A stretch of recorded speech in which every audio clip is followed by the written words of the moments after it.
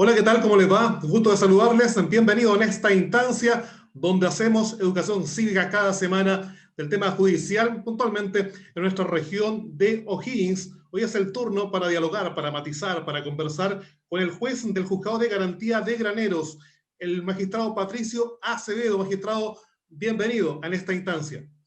Muchas gracias, muy buenas tardes, muchas gracias por la invitación. Magistrado, cuéntenos primero que todo cómo ha estado el trabajo de este juzgado que ha sido bien mediático, por lo demás, en época de pandemia. Bueno, nosotros hemos seguido trabajando todos los días, desde el primer día. Usted sabe, la justicia penal no puede detenerse, así que hemos seguido trabajando con mucho entusiasmo, con muchas causas, sobre todo por el tema de la infracción a la cuarentena, pero siempre atendiendo a la población de Graneros. Digamos que siempre pasa algo por ahí en Graneros, Codegua, San Francisco, que digamos que es el radio de su juzgado, ¿no? Exactamente, Graneros, Codegua y Mostazal son nuestras comunas a las que nosotros atendemos, y efectivamente hubo un tiempo en que estuvo con mucha información, muy mediático para la zona, que dentro de todo es una zona rural. Magistrado, para que hagamos educación cívica, vamos conociendo más los juzgados de garantía, tanto el de Granero y por supuesto el resto del país. Comencemos con palabritas que aparecen regularmente en los medios de comunicación y que las personas tienen ciertas dudas respecto de qué trata. Vamos a comenzar con la formalización de la investigación. Ujú. La formalización de la investigación es una comunicación que hace el Ministerio Público acerca de hechos constitutivos de delito que están investigando a una determinada persona, precisamente para que esa persona pueda defenderse y aportar las pruebas con las que cuenta a su favor. Antiguamente las investigaciones eran completamente secretas y muchas veces las personas no sabían que había una investigación en su contra, que se le estaba imputando, y por lo tanto a veces declaraban sin saber siquiera si lo que ellos estaban declarando era beneficioso o perjudicial para ellos. Por eso el legislador en la reforma procesal penal quiso entregar a la persona investigada por un delito todas las herramientas para defenderse, y dentro de esas, la herramienta fundamental es precisamente que la persona sepa por qué se lo está investigando. Muchas veces la gente piensa que hay como una presunción de que una persona es responsable de un delito porque se le está investigando por ese hecho.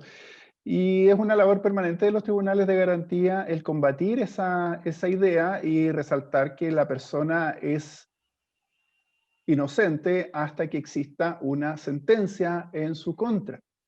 La formalización es la primera etapa del proceso y un paso completamente preliminar, que significa solamente eso, que la Fiscalía está investigando a una persona por un delito. No significa que sea culpable, no significa calificar los antecedentes, nada. Y la Fiscalía puede iniciar investigaciones por cualquier motivo que estime pertinente. De lo que usted está diciendo, quiero tomar de inmediato lo que aparece a continuación, que son las medidas cautelares, y unirlo al concepto que usted está diciendo, que esto está recién comenzando, porque como sale tanto Claro, los juzgados de garantía, tanto el de Granero como el de Santiago y de otros lugares de Chile, la gente piensa que aquí está el juicio, ¿no? claro. Y de hecho mucha gente llega a la audiencia diciendo, hoy tengo un juicio. Pero es un proceso largo donde el sistema tiene que tomarse su tiempo para aquilatar todos los antecedentes, y por eso se establecen varias etapas. La primera es la que está definida por la investigación propia que hace el Ministerio Público, que se termina con la formalización. Y una vez que se formalizan los antecedentes, la Fiscalía puede pedir medidas cautelares si es que estima que son necesarias. Y recién ahí la Fiscalía hace la petición al tribunal de que decreten medidas cautelares, porque esto tiene que tenerlo muy claro la gente también, es que la Fiscalía no puede privar de ninguno de sus derechos a ninguna persona. Todo derecho de que se priva a una persona, ya sea la libertad, la privacidad, la libertad de movimiento, todos derechos tienen que ser calificados por un juez. Y eso es lo que hace la Fiscalía cuando pide medidas cautelares. Dice, por favor, es necesario para la investigación que esta persona esté privada de determinados derechos durante la investigación. Y para esos efectos se piden medidas cautelares. Ahora, lo que hace el juez ante esa petición es analizar los antecedentes con que la Fiscalía cuenta para sostener que existe efectivamente un delito y que es razonable sospechar que en ese delito ha participado el imputado. Esto se hace obviamente escuchando en audiencia pública, donde pueden ir los familiares del imputado, los familiares de la víctima, y escuchar los mismos antecedentes que escucha el juez.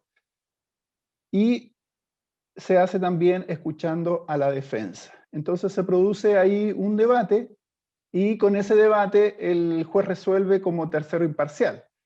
Ahora, los familiares del imputado podrán estar presentes en la audiencia, escuchar al fiscal y tal vez decir, mire, esto no es suficiente porque existen todas estas otras posibilidades. Los familiares de la víctima van a ir y van a decir, oiga, pero si está clarísimo que él es responsable, ¿por qué no lo condenan de inmediato? La labor del juez en ese sentido corresponde en mirar los antecedentes como un tercero imparcial, que no es ni el fiscal ni la defensa, y resolver con el mérito de los antecedentes que existen en ese minuto en la audiencia. Y también en ese sentido cabe una enorme responsabilidad porque en definitiva es esa la calificación que por primera vez se hace imparcialmente de los antecedentes de investigación. Es decir, la Fiscalía puede tener muchas expectativas respecto de las medidas cautelares que puede solicitar, pero si el juez las decreta, es él el que es responsable porque él es un tercero imparcial frente a los antecedentes que les ponen uno y otro lado. ¿Y por qué destaco esto? Porque muchas veces se escucha, oiga, el fiscal está en contra de tal o cual persona. Y la verdad es que no es el fiscal el que decreta las medidas cautelares, es el juez. Y el juez es también responsable de por qué decreta unas medidas cautelares y no otras. Entonces, a veces a uno le gustaría ver un poquito más de diferencia, que se pueda diferenciar entre lo que está haciendo el fiscal, porque el fiscal puede pedir cualquier cosa. El que en definitiva es responsable de las privaciones de libertad, por ejemplo, que sufre o no una persona, es el juez, porque el juez es el que tiene la misión de calificar como un tercero imparcial frente a estas dos posiciones del fiscal y la defensa. Digamos que hay variadas medidas cautelares, la más gravosa, obviamente, cuando se priva de la libertad. Eh, Puede tocar un poquito aquí porque creo que es el centro, lo medular, porque la gente cuando no se da la cautelar de prisión preventiva, como que dice, aquí no pasó nada, ¿no? Explíquenos las razones Exactamente. y que existen más medidas también. Exactamente. Bueno, la medida cautelar de prisión preventiva está establecida como una medida durante la investigación de privar de su libertad a personas que no han sido condenadas, lo cual ya pone una presión en el sistema, porque recordemos, las personas se consideran inocentes mientras no hay una sentencia en su contra. Se priva de libertad, decíamos, a una persona inocente por dos motivos que están expresamente regulados en la ley. Uno es la existencia de un hecho constitutivo de delito donde existen antecedentes de que correspondió participación al acusado, y el otro es la necesidad de cautela, es decir, la necesidad de que la persona permanezca privada de libertad por el periodo de la investigación. Lo que la gente, claro, como usted bien dice, don Cristian, tiene problemas para distinguir es que esto no es una condena. A veces llegan a audiencia, el juez decreta la prisión preventiva y 90 días de investigación. Y la gente entiende que lo condenaron a 90 A 90 días días.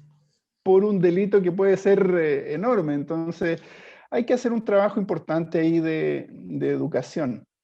Ahora, yo entiendo que la población nunca va a estar contenta con un proceso que tiene que ser lento y tiene que ser bien ponderado antes de emitir una decisión de condena, porque una condena puede efectivamente destruirle a la persona la vida a una persona que puede ser inocente.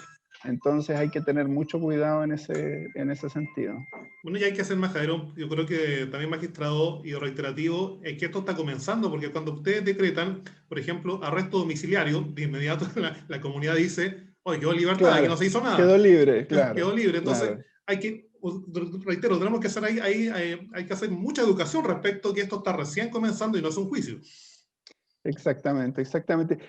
Hay una desconexión ahí que siempre va a existir en cierto sentido entre la labor de los jueces y la ciudadanía, que uno, claro, trata de conectar con un montón de actividades que se hacen para explicar esto y una y otra vez, pero también hay que asumir que es parte de la labor el poner un poco el freno a la justicia popular, que podríamos decir es lo que a la ciudadanía le gustaría. Digamos también procesos que se van dando dentro de un juzgado de garantía. Hay acuerdos que se van llegando entre las partes que me gustaría, por ejemplo, hablar de un acuerdo reparatorio, un procedimiento abreviado, para que también vamos conociendo conceptos que se dan en un juzgado de garantía. Claro, miren, una vez que se ha efectuado la formalización, se pueden decretar o no medidas cautelares, se abre una etapa bien interesante donde el legislador busca que la gente pueda solucionar los conflictos que tengan dentro de la comunidad. Por ejemplo, dañar la propiedad de una persona o chocar un vehículo. Son conflictos que, si bien tienen consecuencias penales, pueden resolverse con un acuerdo entre las partes. Entonces, el legislador ha previsto para esas situaciones lo que se llaman las salidas alternativas, acuerdo reparatorio o suspensión condicional del procedimiento. La más directa es el acuerdo reparatorio, que consiste en un acuerdo entre el imputado y la víctima para solucionar un tema que ya llegó a tribunal. Unas amenazas, unos daños, una usurpación de terreno, una estafa, todas esas situaciones llegan a los tribunales penales porque en principio son delitos, pero lo que normalmente la víctima quiere no es que la persona pague con cárcel, porque de eso no puede recuperar nada de lo que perdió. Normalmente la persona lo que quiere es recuperar parte del dinero o de los daños que se le han provocado. Y desde ese punto de vista, entonces, el proceso penal permite que que se llegue a estos acuerdos y poder solucionarlos antes de hacer todo el proceso largo que implica arribar hasta el final del juicio. Estos acuerdos son completamente voluntarios entre imputado y víctima y se refieren principalmente a esta clase de delitos que pueden ser solucionados con una cantidad de dinero, con una disculpa pública, con un compromiso de llevar una buena convivencia dentro de la comunidad, y por eso se regulan de esa forma, como un acuerdo específicamente entre imputado y víctima, que si se cumple termina por archivar y cerrar completamente la causa.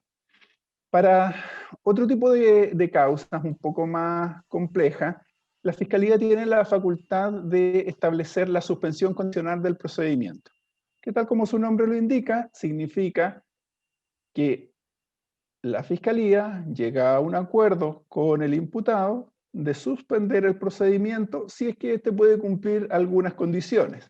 Esas condiciones normalmente implican reparar de cierta forma a la víctima de los hechos y, por otro lado, mantener una buena conducta. ¿Cuándo es esto posible? Con delitos que tienen penas bajas, punto 1, y punto 2, cuando el imputado no tiene antecedentes penales previos, es decir, no se trata de una persona que sea un delincuente avesado y que esté dedicado a a cometer este tipo de delitos. En esos casos, entonces, la Fiscalía llega a un acuerdo: mire, usted va a estar firmando 3 años, va a estar sin problemas con la justicia durante 1 año, y si usted cumple, como no tiene otras causas, por esta vez vamos a hacer más suave, y la causa se va a archivar y se va a terminar al cabo de ese periodo de tiempo. Esas son las salidas alternativas que están contempladas en nuestro ordenamiento procesal penal. Magistrado, cuéntenos también para hacer la unión con el Tribunal de Juicio Oral y lo Penal, que es otro tribunal, cuando no hay acuerdo y la causa sigue, ¿qué significa la audiencia de preparación de juicio oral que se realiza también en un juzgado de garantía? Claro, para los delitos más graves, habíamos visto que en los acuerdos reparatorios se refiere a delitos patrimoniales, donde hay dinero involucrado. La suspensión condicional del procedimiento se aplica solamente cuando la persona no tiene antecedentes penales previos, pero para los delitos más graves hay que seguir adelante con todo el procedimiento y eso implica cerrar la investigación y la acusación. En la acusación ya la Fiscalía hace una formulación de cargos y pide una pena en concreto. Habíamos visto que en la formalización, al principio de todo este proceso, la Fiscalía comunicaba unos hechos. La acusación se supone que ya ha investigado 3, 4, 5 meses y tiene como realizar una imputación de hechos y además pedir una pena en concreto considerando agravantes y atenuantes. Cuando el tribunal entonces recibe la acusación de la Fiscalía, cita a una audiencia de preparación de juicio oral, que es una etapa intermedia entre la etapa de investigación y el juicio propiamente tal, donde se discute acerca de la prueba que se presentará al juicio. Porque la defensa, por un lado, tiene dos derechos en esta audiencia de preparación de juicio oral, dos derechos principales, por así decirlo. El derecho de objetar la prueba que ha reunido la Fiscalía y presentar su propia prueba. ¿Por qué objetaría la defensa la prueba de la Fiscalía? Dos son las causales que están contempladas en nuestra legislación. Primero, por ser impertinente, porque la prueba de la Fiscalía no tiene nada que ver con lo que se está discutiendo en el juicio, puede pasar, pero principalmente tiene que ver con el tema del valor de prejuicio que pueda tener una prueba. Por ejemplo, si una persona tiene antecedentes por haber cometido muchos robos antes, la Fiscalía no lo puede presentar esos antecedentes porque prejuiciarían al tribunal a condenarlo, con la natural tendencia del ser humano a decir, bueno, si él cometió todos estos delitos antes, también tiene que haber cometido este. Entonces, la ley quiere proteger un poco al imputado de ese prejuicio y dice, no, todo lo que no tenga que ver exclusivamente con este caso, tiene que quedar fuera. Y eso es impertinente. La otra causal de exclusión de prueba es la prueba obtenida con inobservancia de garantías constitucionales. Todos tenemos ciertos derechos constitucionales, ¿no es cierto?, reconocidos por la Constitución: derecho a la privacidad, a la libertad, a la privacidad de las comunicaciones, y si la Fiscalía en algún minuto obtuvo medios de prueba con violación de esos derechos, bueno, eso también tiene que excluirse. Y ese es el debate principalmente que se da en la audiencia de preparación de juicio oral. Por eso se llama de preparación de juicio oral, porque por una parte se revisa la prueba de la Fiscalía y por otra parte la defensa puede ofrecer su propia prueba.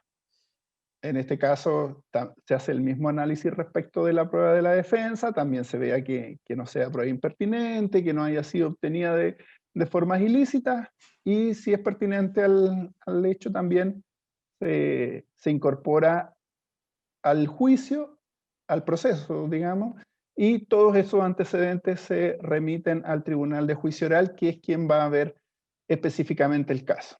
Ahora, ¿por qué el Tribunal de Juicio Oral? ¿Por qué esta necesidad de cambiar de tribunal? Básicamente por una sola razón, y es la imparcialidad. O sea, que sean personas imparciales que no han visto nunca el caso, que no conocen al fiscal ni al defensor, las que decidan como terceros imparciales si es que corresponde imponer una condena a una persona por un delito que puede haber cometido o puede no haber cometido.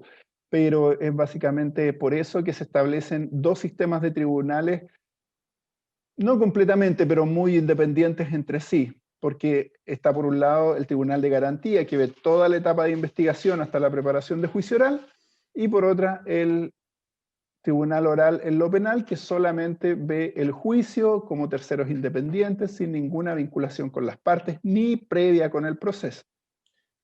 Para aclarar también a la gente que ve la televisión, sobre todo, decir que en el tema penal, cuando vean un juez, estamos hablando de garantía, y cuando vean tres, es porque ya estamos hablando de un tribunal de juicio oral en lo penal, el magistrado, ¿no?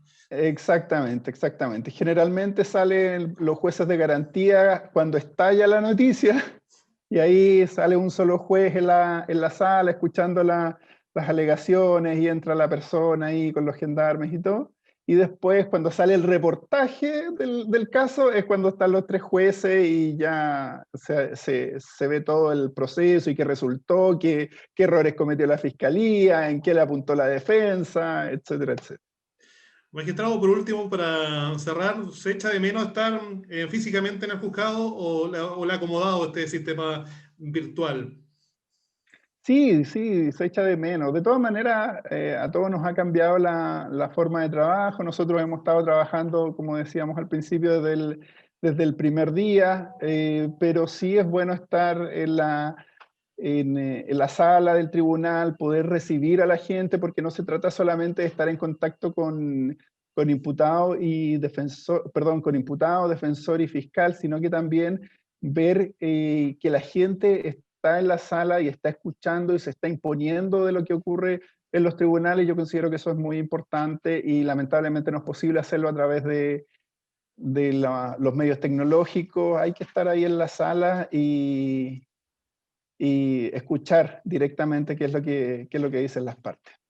Bueno, magistrado, muchas gracias por estar en esta instancia con nosotros y, por supuesto, hacer esta educación cívica para toda la comunidad de la región de O'Higgins.